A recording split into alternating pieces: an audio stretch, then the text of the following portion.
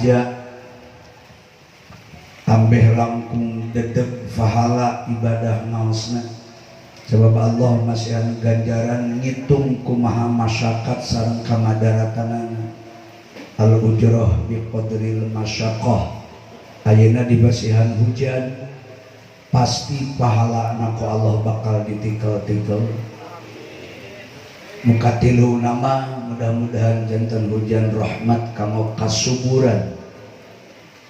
Supados umat naregreg di mana subur bakal melahirkan kemakmuran.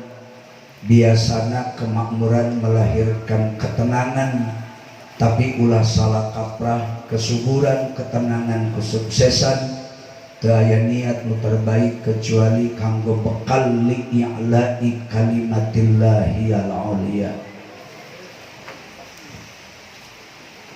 Rasulullah sallallahu alaihi wasallam wafat ngantunkeun umatna sampai ka ayeuna tos memasuki abad anu ka-15. Perjalanan 14 setengah abad ieu waktu anu sangat-sangat panjang.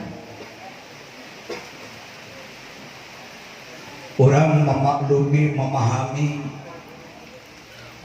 bahwa setiap nabi, setiap rasul, teu aya nabi rasul membawa tauhid mendapat sambutan hangat dari umat.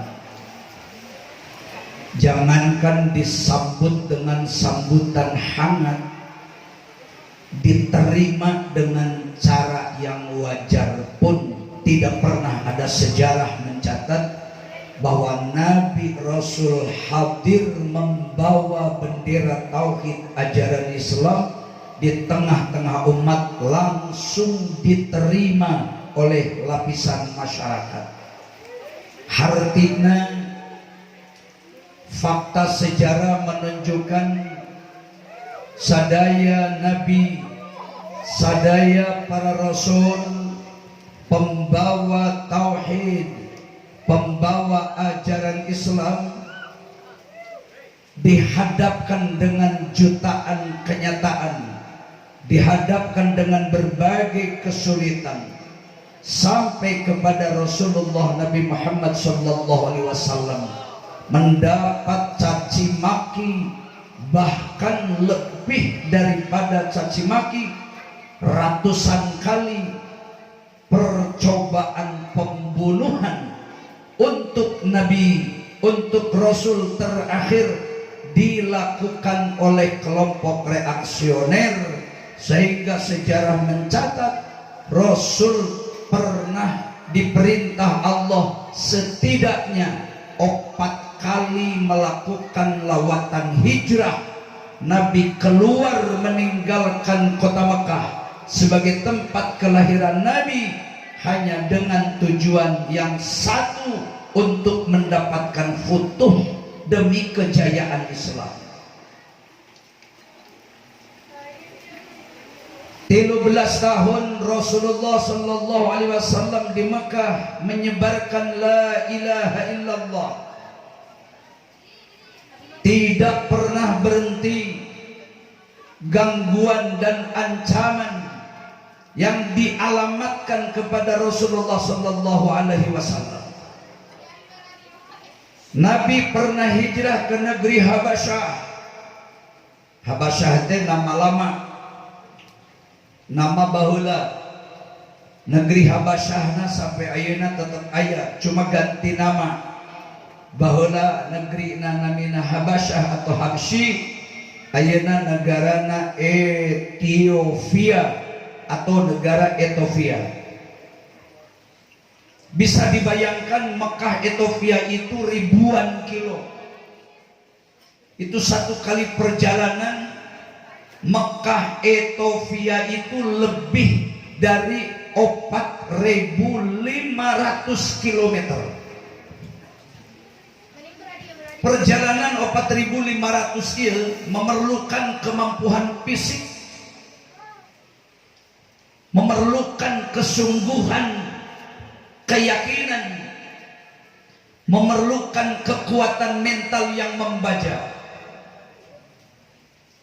Hanya untuk bekal fisik sampai ke negeri Habasyah wae. Mekah Ethiopia itu pulang pergi moal kirang ti 8.000 kilometer. Rasulullah berjalan dengan jauh karena Mekah saat itu sudah sangat tidak memungkinkan dijadikan tempat dakwah agama. Mekah hari ini berbeda jauh dengan Mekah saat itu. Sejengkal tanah pun Mekah dilarang untuk dikuasai umat Islam. Sejengkal tanah pun Nabi tidak pernah diberi ruang untuk mengajarkan tauhid la ilaha illallah.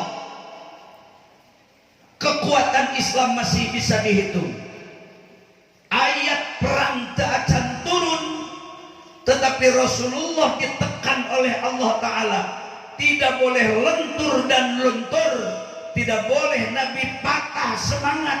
Apapun resiko yang terjadi, sampaikan kalimat tauhid di tengah-tengah kota Mekah. Walaupun Mekah saat itu sangat mencekam, sebab Abu Jahal telah mengeluarkan dekret bagi umat Islam yang hidup di kota Mekah, baik penduduk asli Mekah ataupun pendatang, pilihannya cuma satu antara opat. Satu, dibunuh mati dengan cara yang tragis.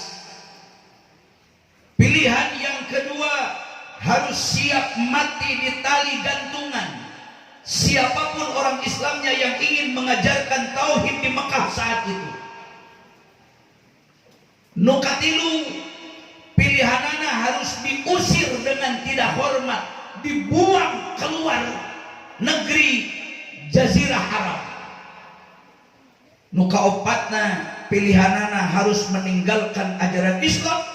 Hartina Nabi berikut sahabat Nabi paksa kudu murtad, meninggalkan ajaran Islam, mengikuti mereka, kemudian ikut rame-rame menyembah berhala dan ikut rame-rame membangun Mekah dengan tidak memakai konsep ajaran Islam.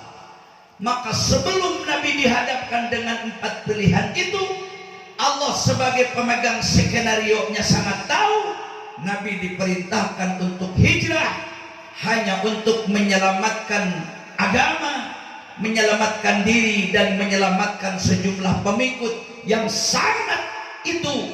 Jumlah umat Islam masih bisa dihitung dengan jari. Walaupun perjalanan jauh Mekah Ethiopia, sesampainya Nabi di negeri Habasyah atau Ethiopia hari ini, ternyata Nabi bukan disambut dengan senyum simpul seri manis.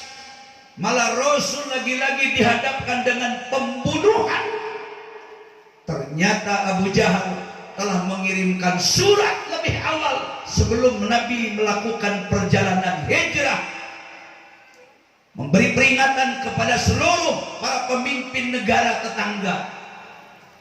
Negara manapun yang siap menerima kedatangan Nabi Muhammad dan para pengikutnya berarti harus siap perang melawan kekuatan bangsa Arab saat itu. Maka Nabi Muhammad menarik diri kembali ke kota Mekah. Minimalnya di Mekah masa najan kondisi nama manas, Mekah mencekam, Nabi ditekan secara politik, Nabi dibaikot secara ekonomi. Sebab 2 senjata penguasa untuk menghancurkan Islam, 1 direbut kekuatan politiknya. Ini konsep yang paling sangat mendasar di seluruh dunia. Itu konsep pemegang agama yang bisa menentukan hitam putihnya ajaran Islam ke depan, itu targetnya merebut kekuasaan. Seorang waliullah mengatakan situna sana ma'a imamin jairin aslahu min lailatin wahidatin bila sultan. 60 tahun negara dipimpin oleh manusia-manusia yang tidak mengenal ajaran Islam. Orang jair jadi penguasa. Orang jair menjadi orang nomor 1 di satu buah negeri. Orang jair menjadi pemimpin daerah yang tidak pernah berpihak terhadap ajaran Islam. 60 tahun dipimpin oleh imam yang jair. Itu lebih baik hidup 1 hari 1 malam tanpa pemimpin sama sekali. Artinya 60 tahun dipimpin negara ku manusia-manusia durjana yang tidak pernah punya keinginan berpihak terhadap tegaknya kalimatullah yang ulia. Itu sama dengan perjalanan 1 hari 1 malam tanpa kepemimpinan. Maka satu-satunya cara Abu Jahal saat itu kekes habis umat Islam dan ajaran Islam. Tentunya targetnya Nabi Muhammad SAW harus tersingkir dan disingkirkan dengan sejuta kekuatan. Mohon maaf, sebab peristiwa perjalanan hijrah tidak bisa terlepas dengan misi risalah Rasulullah SAW.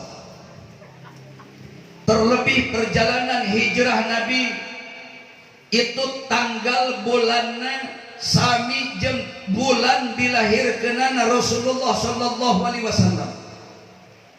Para pemuda paling tidak faham bahwa di bulan Rabiul Awal itu ayat 3 sejarah penting yang satu sama lain merupakan mesingling mata rantai yang satu sama lain tidak dapat dipisahkan.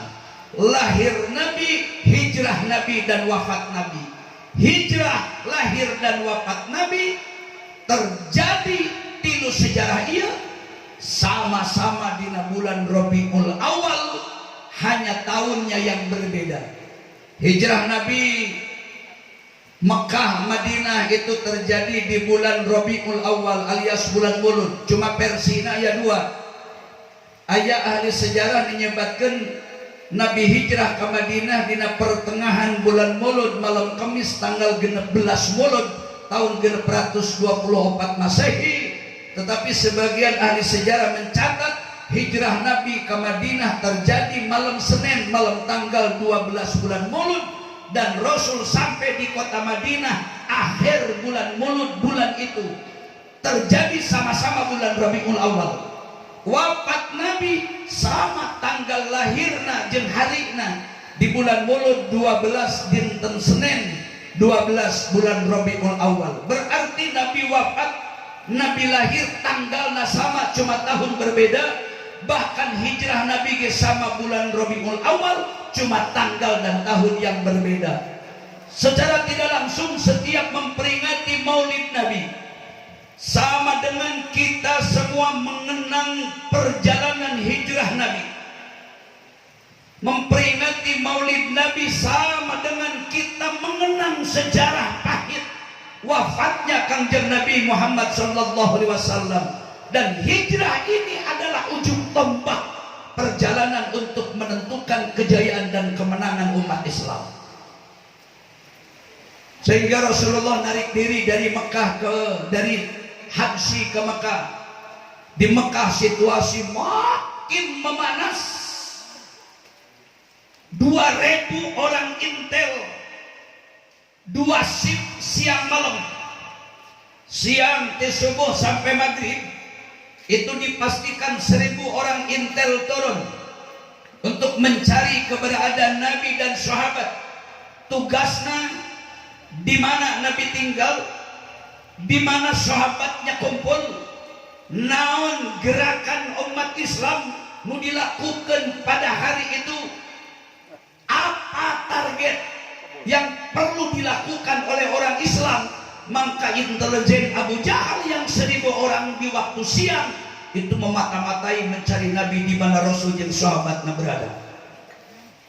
Maghrib sampai subuh 1.000 orang ditarik, ganti dari 1000 orang intel, terus tugasnya sama untuk mencari dan memantau apa kegiatan umat Islam saat itu.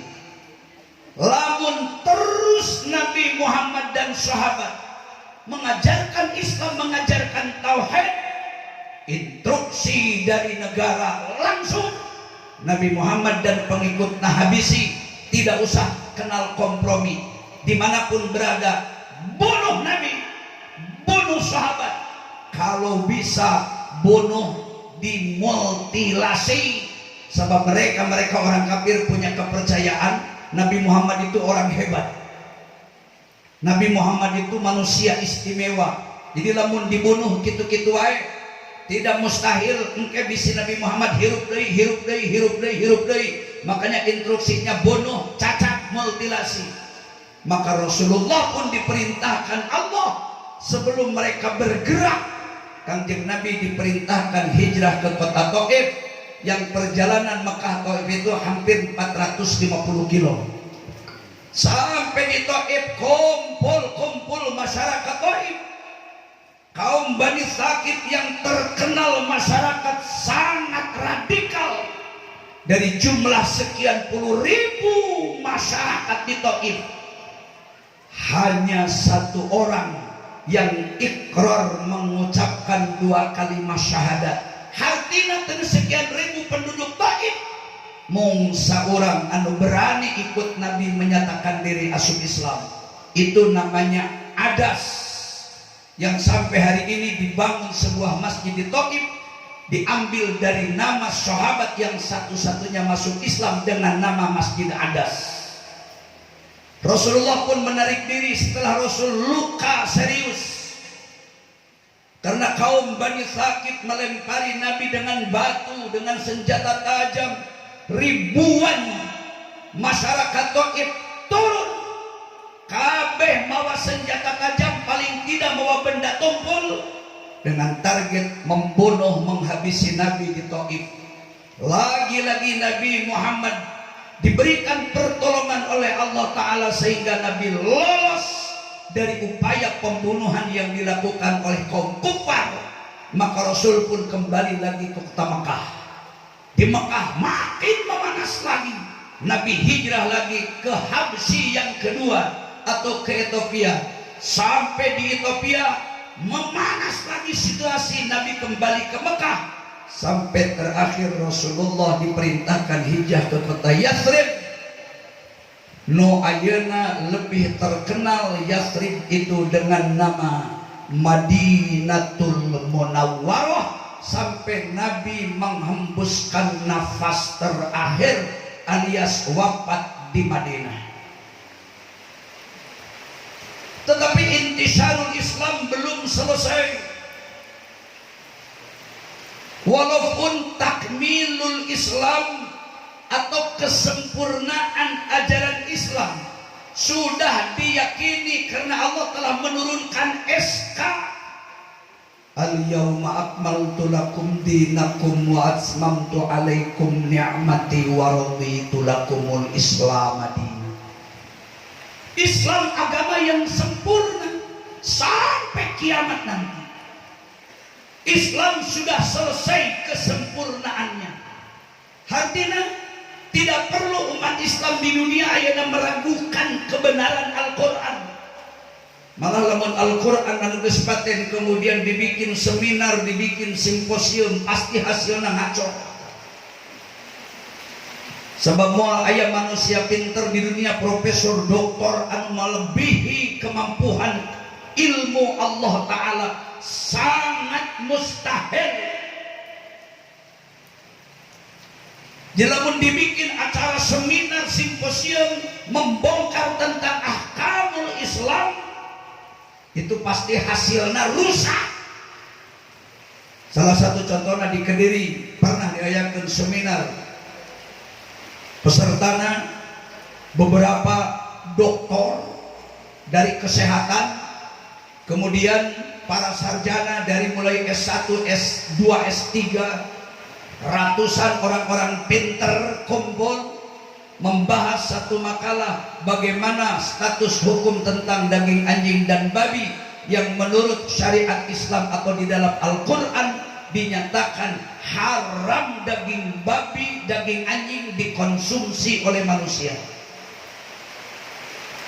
Geus puguhna Quran na oge geus dinas daging anjing daging babi mah ulah. Ieu penasaran keneh wae. Dibikinlah seminar dengan membuktikan membawa daging anjing daging babi masuk di laboratorium, hasilnya oh pantes dina Quran diharamkan, Allah melarang keras umat Islam mengkonsumsi daging anjing daging babi, sebab anjing babi daging anjing itu pasti di jerona aya jutaan paling tidak ribuan cacing pita anu bisa sulit ditembus dengan kasat mata. Mereka mengakui hasil uji laboratorium daging anjing daging babi itu mengandung cacing pita, anu cacing pita itu sangat membahayakan keselamatan manusia. Lamun manusia sengaja nuang daging anjing daging babi, dokter kesehatan memastikan sekian bulan ke depan atau sekian tahun ke depan nu ngadahar daging anjing daging babi pasti bakal punya masalah kesehatan yang serius, sabab dina daging anjing babi nu dikonsumsi tadi terdapat jutaan ekor cacing pita anu lamun didahar ku jelema, cacing pitana bakal menggerogoti organ tubuh manusia dari dalam, bisa menggerogoti usus, bisa menggerogoti hati, bisa menggerogoti jantung, bisa menggerogoti macam-macam organ tubuh. Nu akhirnya pemakan daging anjing, pemakan daging babi harus siap mati lebih cepat akibat berhadapan dengan cacing pita nu dikonsumsi kumanehna tina daging anjing jeung babi. Mereka mencari jalan, mencari peluang supaya gampang nyeun fatwa bahwa daging anjing ieu bisa dimanfaatkan proteinna. Memang di sisi lain anjing babi itu mengandung cacing pita membahayakan manusia, tapi di sisi lain katanya daging babi juga memiliki protein yang sangat tinggi. Sayangnya protein yang tinggi ya kahalangan ku cacing pita anu lamun dikonsumsi ku manusia bisa mempercepat kematian manusia pemakannya. Carilah jalan kumaha carana supaya cacing pita na unggul. Mereka juga berpikir kumpul, akhirnya mengeluarkan kesimpulan bisa cacing pita nabunuh, sisakan protein na wungkul. Carana kumaha? Sadiakeun cai panas anu panasna nembus sampai 100 derajat. Engke daging anjing daging babi nurek didahar ku jelema direbus heula dina cai panas, panasna nyampe 100 derajat Celcius. Ingkeun setidak-tidakna 15 sampai 20 menit direbus dina cai panas, maka dengan direbus air panas 100 derajat cacing pitanya sadayana mati. Berarti hilanglah yang membahayakan manusia, tinggal protein jeung vitamin na wungkul. Kantos kan di Kediri di Jawa Timur sekian tahun yang lalu, mun terlepat duka 7 tahun duka 8 tahun geus dilewat, itu aya fatwa boleh mengkonsumsi daging anjing daging babi dengan syarat direbus heula daging anjingna 15 sampai 20 menit dina cai nu dipanaskeunna nyampe 100 derajat, maka bersih dari bahaya yang mengancam kesehatan, tinggal protein na wungkul. Ayeuna pertanyaanana, lamun kata Sikmalaya aya nu mere fatwa daging babi halal, daging anjing halal asal direbus dina cai, narima moal urang kira-kira? Tarima apa moal? Nah itu hasilnya. Mantap agama Islam, agama paten. Islam ini berdasarkan wahyu, bukan hasil ra'yu. Tidak perlu manusia meragukan kebenaran ajaran Islam. Tidak perlu manusia di dunia meragukan kebenaran hukum Allah. Ini sudah paten. Yang belum selesai bukan takmilul Islamnya, tetapi intisyarul Islamnya yang belum selesai. Artinya penyebaran Islam terus kudu dilakukan setiap saat, setiap zaman, dari masa ke masa, dari kurun ke kurun, dari generasi ke generasi. Penyebaran Islam harus terus dilakukan, sanajan di daerah pesantren, sanajan di daerah ilmu. Naon sababna? Ya termasuk cahanyang teh jujur-jujuran wae. Musim kuring apal tiba baheula ge almarhum Pak Haji Sayuti matek di makabe gaya Bani Sayuti oge. Di cahanyang ieu orang-orang pinter teu diragukeun deui ahli agama. Pesantren dulu di dia rame berkembang zaman almarhum Kang Haji Endang Abu, Allahumma gfir lahu warhamhu, amin. Baheula lagi di dia tempat santri. Behdituna awalnya di dia tempat para mujahid, tempat para pejuang agama. Zaman Masumi di sini tempatnya. Zaman pergerakan Islam di daerah ia, di kampung ia, di Cianyang ia diragukan dari manusia-manusia militan akidah. Di zaman Hizbullah, seorang pelaku dan simpatisan Hizbullah di tempat ini. Tapi lain satu jaminan, tempat orang-orang pintar, tempatnya ulama, tempatnya kiai, tempatnya aulia, tempatnya orang-orang soleh, tempatnya para mujahid, tempat tinggalnya para Hizbullah, tentara Allah. Islamnya akan kekal abadi dugi ka hari kiamat. Sama dina Quran dina hadis teu aya jaminan sama sekali. Agama Islam di hiji kampung bakal awet abadi sampai ribuan tahun. Teu aya jaminan dina Al-Quran satu kampung tempat para ulama kiai, tempat orang-orang soleh, tempat pengkaderan ulama, tempat pengkajian ilmu bakal tetap bertahan sampai ratusan tahun. Teu aya jaminan. Termasuk kejahatnya. Teu bisa sanajan baheulana kiai terus wafat patrah ayeuna bangkit deui ku keluarga, ku incu, ku buyut. Incu buyut ge pemimpin pesantren, satu saat nanti pasti akan wafat, pasti akan kembali, karena tidak ada manusia nu dijamin hidup kekal selamanya. Di dunia ieu tidak ada monarki absolut. Di dunia ieu teu aya kekuasaan yang mutlak. Di dunia ieu teu aya kekuasaan yang abadi.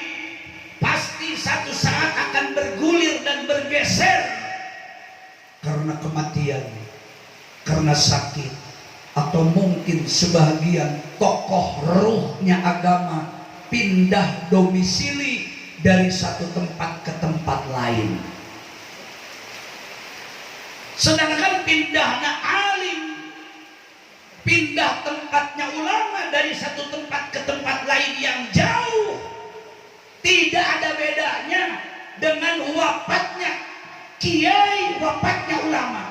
Pindah ke tempat jauh dengan wafat, itu eksesnya sama baik.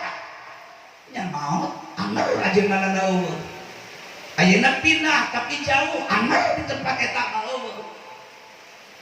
Maka pantas para ulama menyebutkan mautul alimil wahid akhsaru min mauti alfi abidin.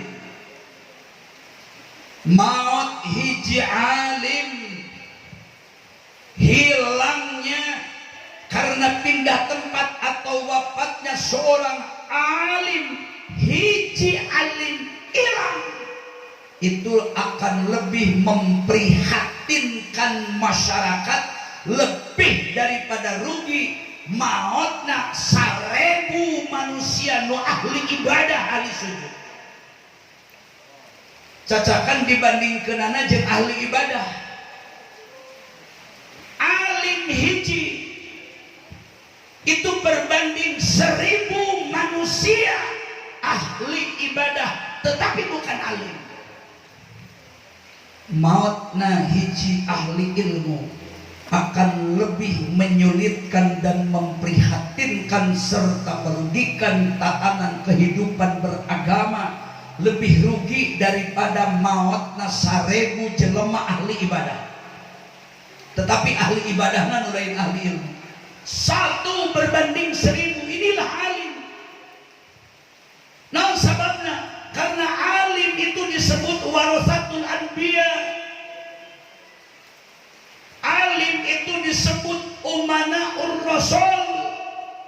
Lamun alimna loba leuwih titiru disebutna ulama. Lamun cuma hiji alim, lamun ukur 2 aliman, lamun tilu kaditu ulama. Al ulama'u warasatul anbiya, pewaris seluruh para nabi. Ulama teh lain warisan di Nabi Muhammad wungkul, da kalimat nageh teu warasatul nabiyyi tapi warasatul anbiya. Artina ulama mah kudu memiliki kelebihan-kelebihan para nabi dimiliki. Naon keahlian bakat Rasul anu paling menonjol sebaiknya hadir dimiliki oleh alim dan ulama masa kini. Saya ambil contoh, Nabi Adam itu gemarnya bertani, bercocok tanam. Jadi kiai pantas lamun bari mimpin pesantren ulah monoton, aya lahan tani, aya kesempatan ingum me, aya kesempatan ingu hayam sayur, aya kesempatan ingu sapi, aya kesempatan ingu domba. Ngaji kiai alim membutuhkan kesungguhan ekonomi yang mapan.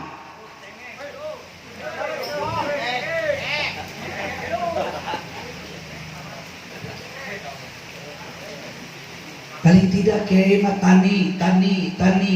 Itu kebiasaan Nabi Adam.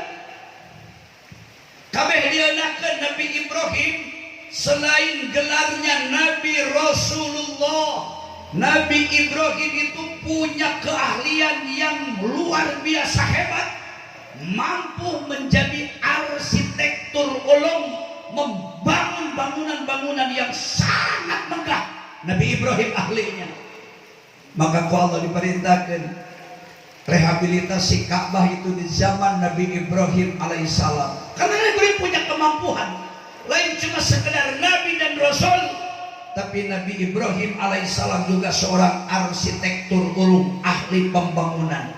Jadi kiai minimal bisa ngaduk, kiai minimal bisa masang bata, kiai bisa ngagambar bangunan sanajan teu kawas hasil menang PU, tapi minimal dina sirahna aya konsep untuk membangun masjid, membangun pesantren, membangun madrasah, membangun tempat tinggal.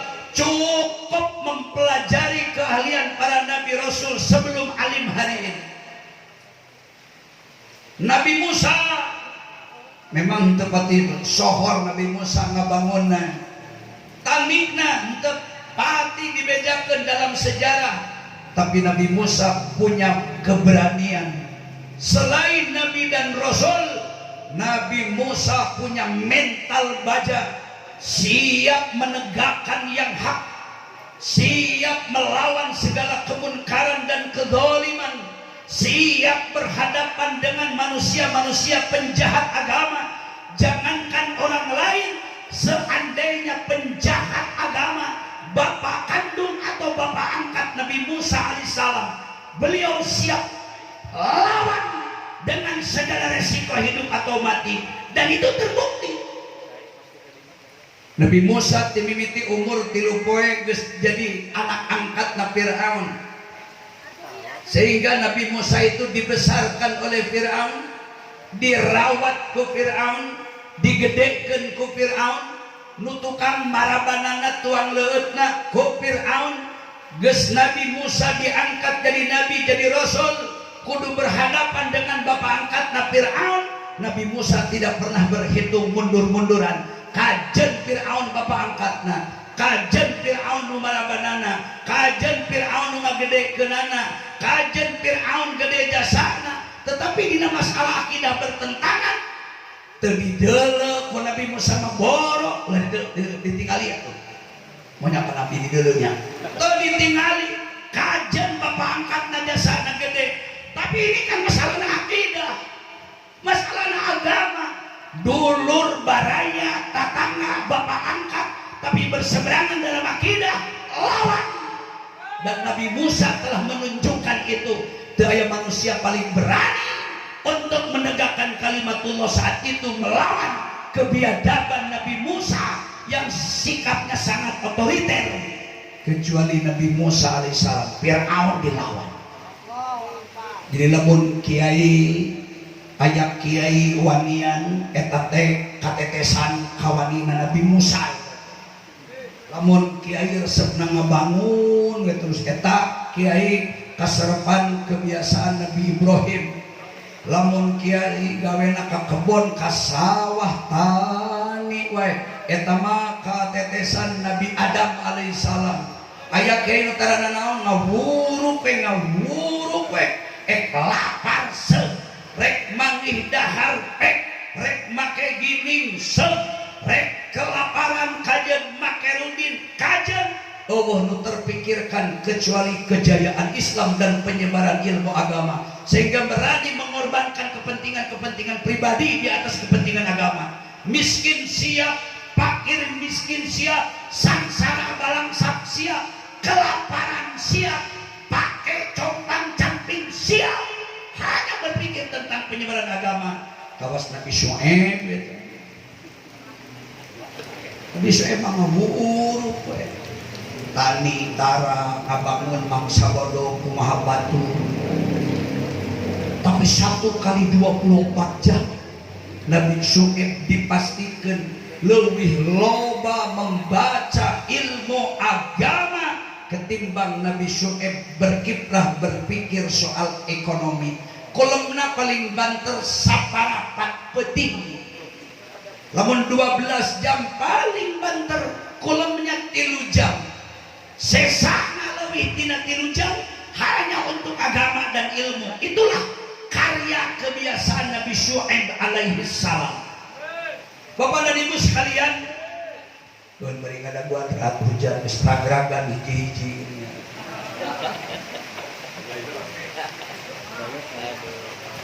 Lamun aya nu naros apa di Cihanyang ieu bakal abadi agama Islam jeung pasantren sampai kiamat?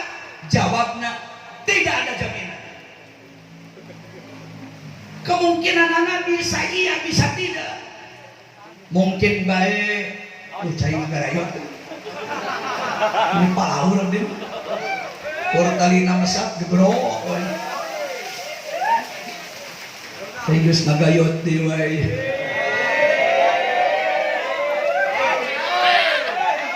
Tapi mari karena buyat gaya tuh inget karena dongeng panganten.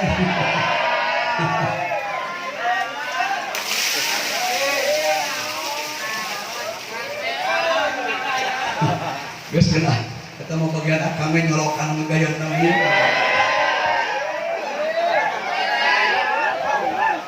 Nabi Muhammad sallallahu alaihi wasallam sasauran, la tazalu ta'ifatun min ummati zahirina 'alal haqqi hatta ya'tiya amrullahi as-sa'ah. umat kami Rasul sampai kiamat datang mual pernah berhenti satu kelompok di umat kami bakal terus idharul haq, ningalikeun kebenaran yang sebenarnya. Maksudnya idharul haq bakal aya satu kelompok umat Kangjeng Nabi anu dina hatena berpikir demi kejayaan Islam walaupun harus berhadapan dengan kematian. Tapi di dunia lain di desa orang, lain di kecamatan orang, lain di Cihanyang, idharul haq itu pasti. Agama Allah, agama Islam mual ilang sebelum kiamat itu pasti.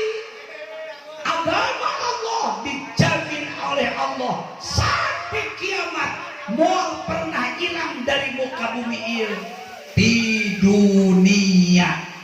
Tapi lain di Cihanyang, lain di Manonjaya. Sebab Cihanyang mah teu asup kana peta dunia. Nah jadi jaminanana. Kumaha nasib agama Islam di kampung orang, di desa orang?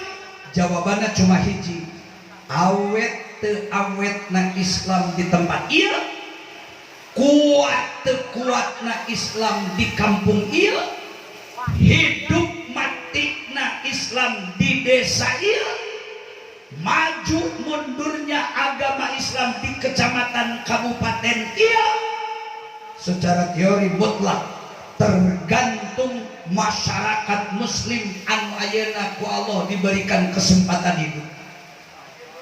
Maka formasi harus bangkit, maka formasi harus punya keberanian dan keahlian. Siapa tahu esok lusa bangsa kita, negeri kita, agama kita diobok-obok, terus dirusak, digoncang oleh sekelompok yang tidak senang terhadap ajaran Islam.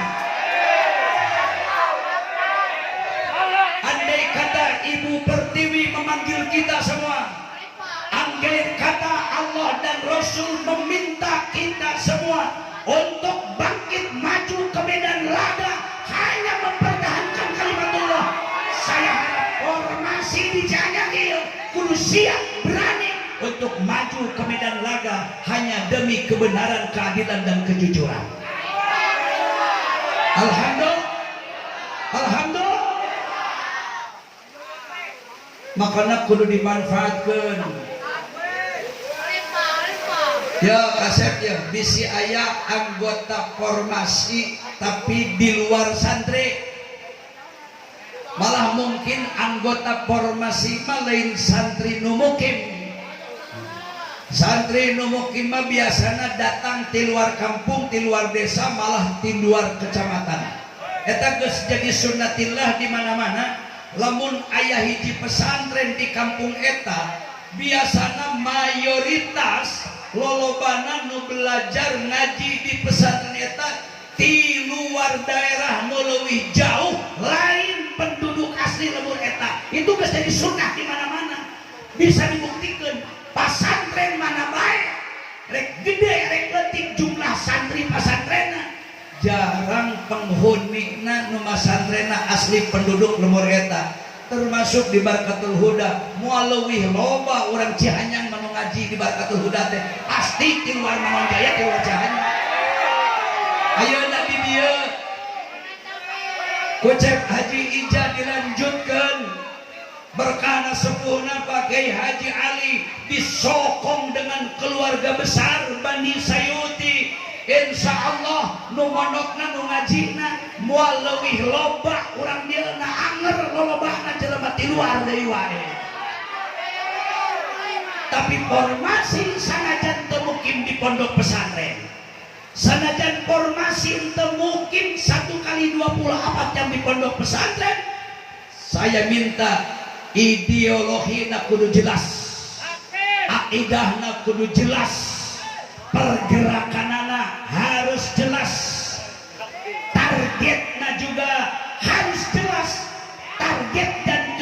hanya satu, mardotillah, jemput keridhaan Allah. Cara aku kumaha?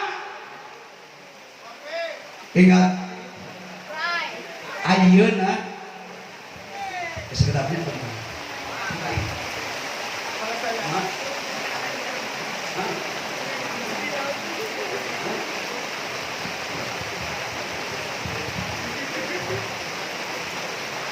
mohon doa, mudah-mudahan lanjut minggu dirawat di rumah sakit kritis, bilih ku Allah dimautan mulia didoa tisadayana, mudah-mudahan husnul khatimah, mudah-mudahan wafatnya nyendak iman sareng Islam, mudah-mudahan anjeunna ku Allah dikalebetkeun jalmi bagja indallah, amin ya Allah ya rabbal alamin. Hadirin rahimakumullah,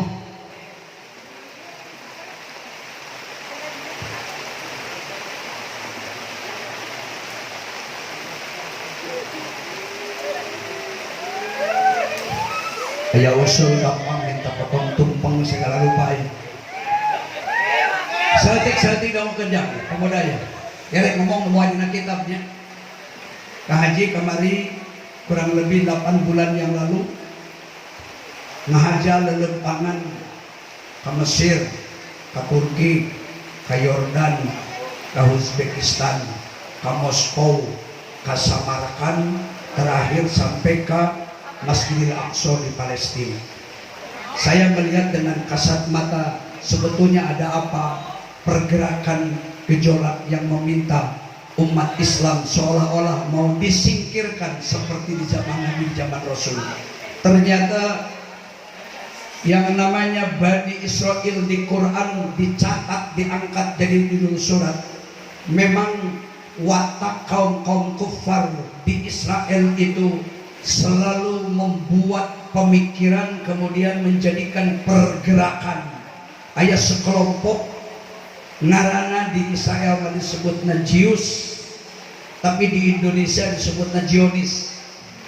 Zionis ini adalah kelompok beberapa agama, aya Protestan, aya Katolik, aya Hindu, aya Buddha, aya Konghucu, bahkan aya jelema nu sama sekali tidak beragama. Itu disebut ajaran ateis alias komunis. Manusia yang tidak pernah mengakui adanya Tuhan. Digabunglah kelompok-kelompok kafir itu kaum Khawarij. Protestan aya, Katolik aya, Hindu aya, Buddha aya, Konghucu aya, anti agama ge aya. Targetna manehanana kudu jadi motor penggerak bagaimana menggoyang agama Islam di seluruh negeri di dunia ini dengan modal yang sudah tidak bisa dihitung. Duit itu lain ukur triliunan kan, geus teu kahitung duit. Modalna pakai duit gede, make dana ratusan juta, dikirim di semua kemana-mana. Targetnya ganggu ketenangan Islam. Setiap manehanana membuat ulah di satu negara atau satu daerah itu kamu tes case sejauh mana lamun Islam diobok-obok ayat perlawanan ke umat Islam manehna geus mempersiapkan segala-galanya. Zionis ini punya perwakilan di seluruh dunia. Jadi eueuh hiji negara nu teu memiliki kaki tangan Zionis di mana-mana aya. Di Indonesia dari semua segi, dari ideologi, politik, ekonomi, sosial, budaya, pertahanan, keamanan nasional dan agama, mereka itu membidik, sengaja ingin mendompleng di bidang ideologi, di bidang politik, di bidang ekonomi, di bidang sosial, di bidang kebudayaan. Mereka masuk, hanya senjatanya menggunakan duit dan duit dan duit dan duit dan duit. Kalau orang-orang Islam an paling terilmuna, umat Islam nu berpengaruh, dibeli dibayar dengan duit supaya menjadi pengikut manehanana. Kiai alim nu pinter ngaji ge dibeli ku duit. Kalau perlu punya kendaraan mewah, hayang mobil sagede kumaha jeung hayang sabaraha hargana. hayang pila di mana, perlu uang berapa, siap uang digolontorkan dengan dana miliaran rupiah, dibeli keyakinan anak, dibeli pergerakan anak. Itulah Zionis. Cara negeri melumpuhkan kekuatan umat Islam sampai ke kampung-kampung, ke desa-desa di seluruh negara, terutama Indonesia yang paling dibidik. Sebab Indonesia ini adalah negara satu-satunya di dunia yang memiliki banyak umat Islam terbanyak di dunia. Penduduk negara Islam napang lobana kecuali Indonesia.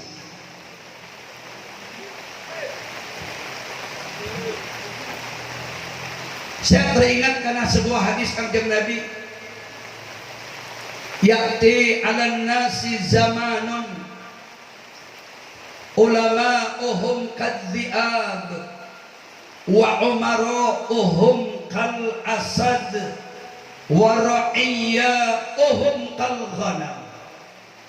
Bakal datang hiji masa ke umat kami, ulama'na seperti ajang, ulama'na mental serigala, penguasana mentalna mental macan singa mau, rakyatnya mental me nupang repotna ieu mekna ieu.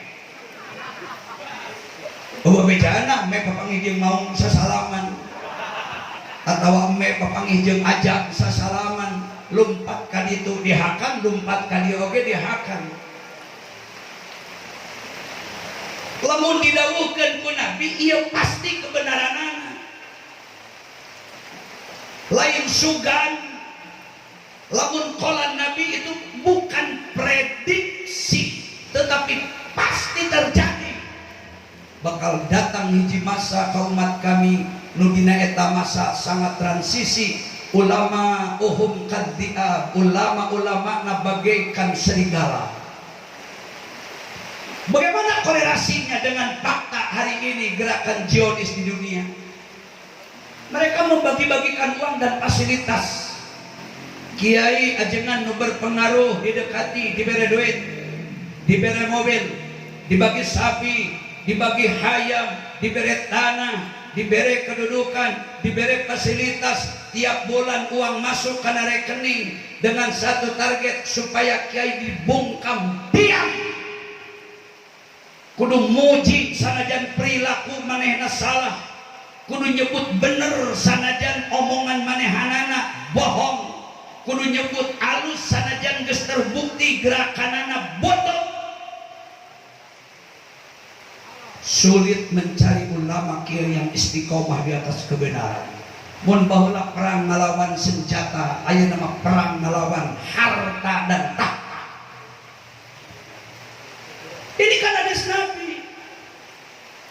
Jadi formasi oke tidak tinggal diam.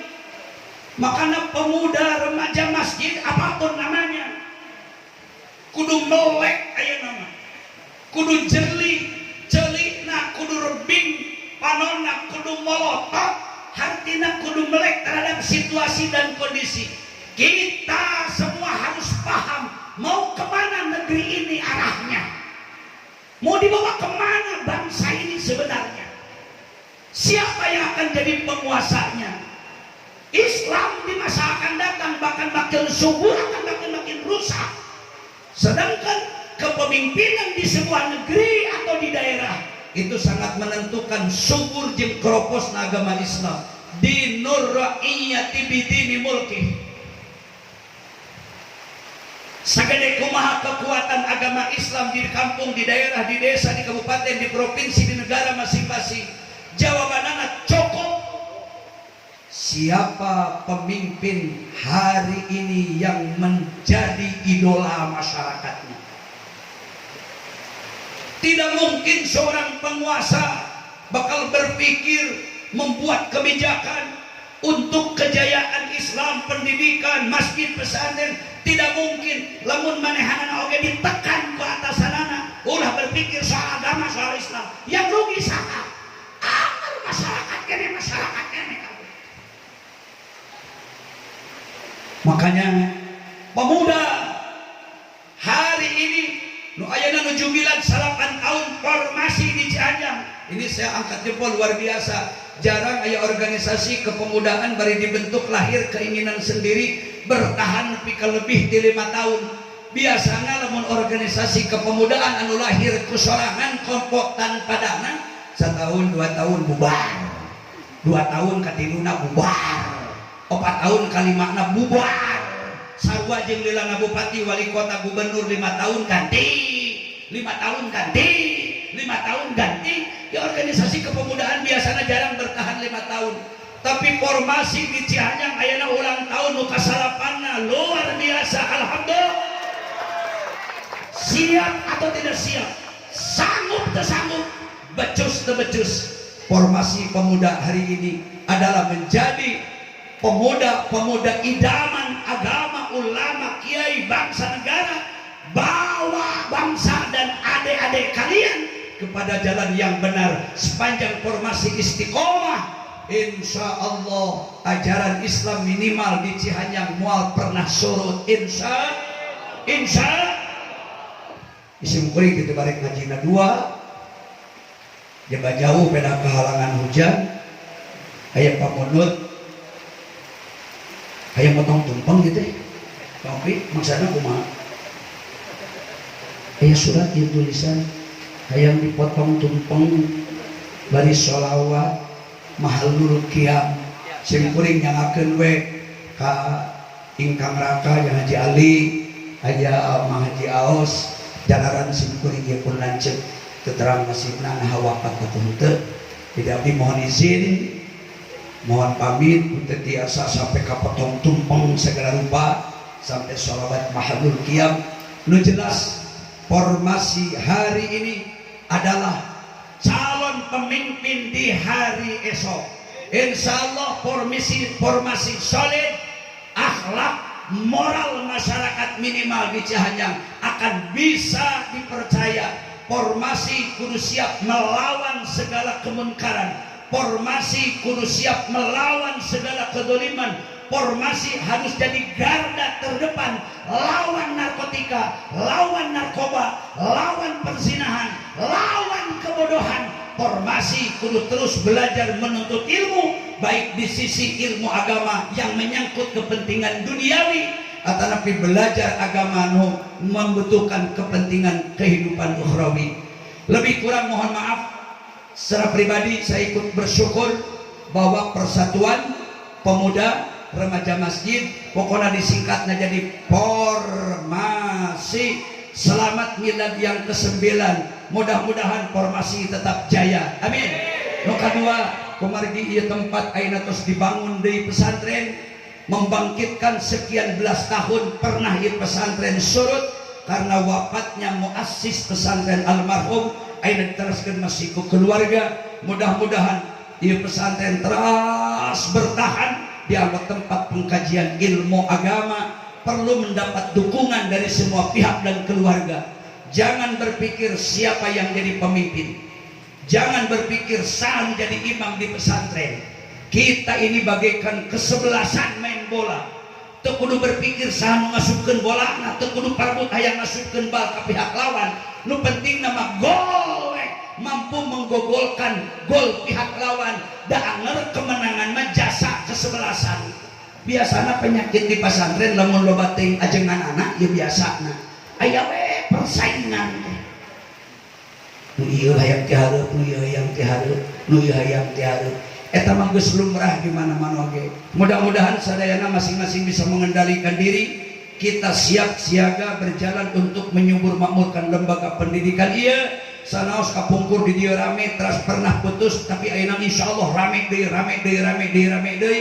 Sadaya pondok-pondok pesantren mudah-mudahan aya dina lindungan Allah Subhanahu wa taala. Para santrina bangkit jadi ulamaul amilin, imamul muttaqin, jadi pejuang agama Islam, untuk agama bangsa dan negara.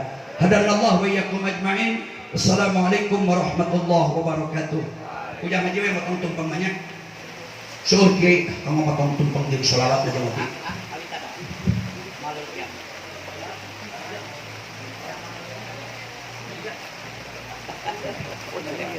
Abdi bade pamit. Iya ya.